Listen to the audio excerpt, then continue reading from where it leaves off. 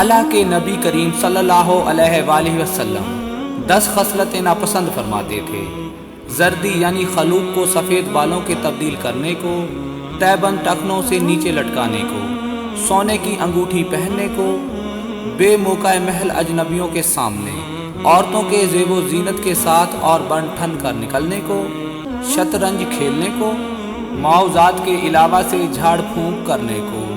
تعویذ اور گنڈے لٹکانے کو، اور ناجائز جگہ منی ڈالنے کو، اور بچوں کے فساد کو یعنی اسے کمزور کرنے کو، اس طرح پر کہ ایام رضاعت میں اس کی ماں سے صحبت کرے، البتہ اسے حرام نہیں ٹھہراتے تھے۔ رسول اللہ صلی اللہ علیہ وآلہ وسلم نے فرمایا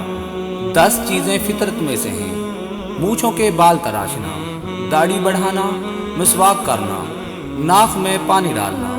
ناخن تراشنا، انگلیوں کے جوڑوں کو دھونا، بغل کے بال اکھاڑنا، موئے زیر ناف صاف کرنا، پانی سے استنجا کرنا۔ حضور نے فرمایا اللہ اس شخص کے چہرے کو تر و تازہ رکھے جس نے میرے سے کوئی حدیث سنی، پھر جیسے سنی ویسے اسے آگے پہنچا دیا۔